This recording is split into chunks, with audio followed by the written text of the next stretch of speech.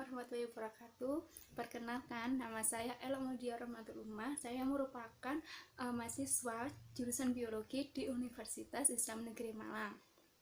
Nah, sebelum lanjut nonton video ini, jangan lupa untuk subscribe dan tekan tombol loncengnya. Kemudian nanti di like dan jangan lupa ya di share ke teman-teman kalian, ke semua orang, ke sosial media kalian, agar semua orang tahu kalau ada video ini. Oke?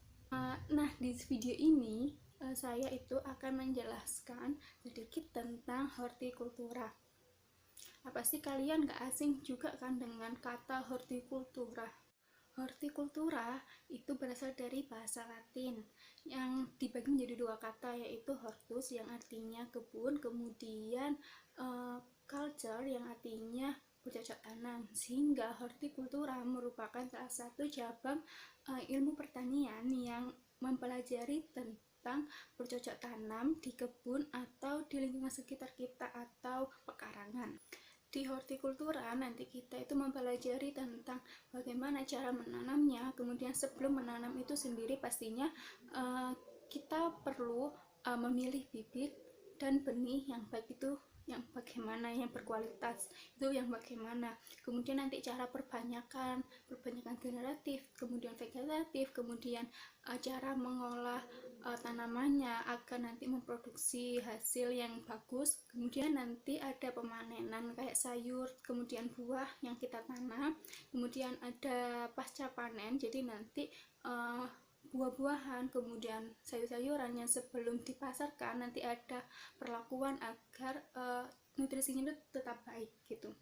Nah, selanjutnya untuk ciri-ciri tanaman hortikultura. Untuk tanaman hortikultura itu yang pertama meliputi sayuran, buah-buahan, kemudian tanaman obat atau rempah-rempah, kemudian tanaman hias. Nah, kemudian ciri-ciri selanjutnya yaitu membutuhkan modal besar. Nah, pasti membutuhkan modal besar, namanya kita juga bercocok tanam, kita harus membeli pupuknya, kemudian membeli nutrisi-nutrisinya, kita harus mengolah kebun itu sehingga nanti hasilnya baik. Kemudian ciri-ciri selanjutnya yaitu tentu saja tanaman hortikultura kayak buah, kemudian sayur pasti dikonsumsi dalam keadaan segar.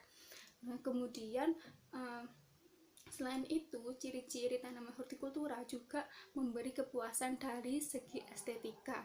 Nah, itu merupakan salah satu fungsi dari tanaman hias di hortikultura yang nanti memberikan fungsi estetika jika kita tanam kemudian kita tata dengan baik sehingga kayak membentuk taman.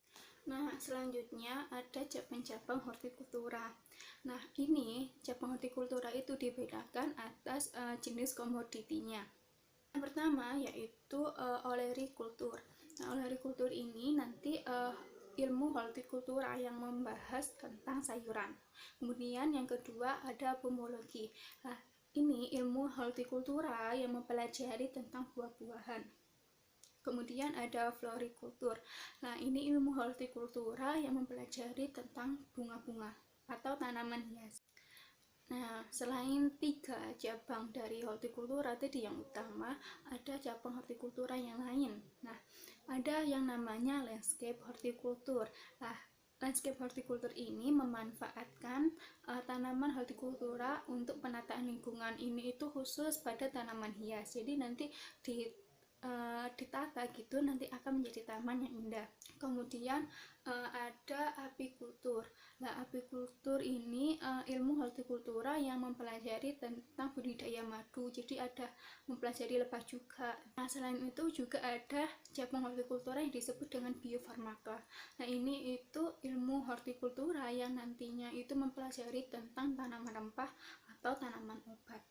Nah, untuk fungsi-fungsinya, tanaman hortikultura ini memiliki fungsi yang pertama yaitu fungsinya sebagai penyedia pangan. Nah, pada hortikultura ini menyediakan tanaman yang nantinya menghasilkan vitamin, kemudian serat, kemudian protein dan mineral yang bermanfaat bagi tubuh. Yang mana semua itu terkandung pada sayuran kemudian buah. Nah, untuk fungsi yang selanjutnya yaitu fungsi ekonomi, yang mana tanaman hortikultura ini memiliki nilai ekonomi yang tinggi sehingga merupakan salah satu sumber perekonomian Indonesia atau masyarakat Indonesia. Untuk fungsi yang selanjutnya yaitu fungsi kesehatan, di mana hortikultura ini memiliki dua fungsi kesehatan. Yang pertama kesehatan dalam jasmani, kemudian rohani. Nah, rohani ini kesehatan pada manfaat nanti segi estetikanya. Nanti pastinya kalau kita lihat keindahan taman, pastinya pada rohani kita gitu akan tentram gitu kan ya, akan ada melihat bunga-bunga yang indah. Kemudian untuk jasmaninya pastinya ada tanaman hortikultura yang tanaman obat sama rempah yang bermanfaat bagi tubuh kita untuk kesehatan kita. Nah, fungsi yang terakhir yaitu fungsi sosial budaya. Pada fungsi sosial budaya ini, komoditas tanaman hortikultura itu berfungsi sebagai penataan lingkungan dan kenyamanan lingkungan tentunya. Nah, di sini selain tanaman hias nanti ditata menjadi kayak taman gitu, sayuran, buah-buahan itu bisa menjadi sosial budaya yang nantinya itu jika kita tata kebun-kebun sayuran, kemudian buah-buahan, pastinya nanti menarik untuk kepariwisataan. Mungkin ada yang berpikiran ya, apa hortikultura sama agronomi itu sama, apa berbeda? Tentu saja berbeda antara hortikultura sama agronomi. Perbedaannya itu terletak pada komoditasnya. Nah, pada hortikultura itu komoditasnya itu nanti sebagai sumber vitamin, kemudian mineral, protein, dan serat. Ya, itu kan udah ada di sayuran, kemudian buah.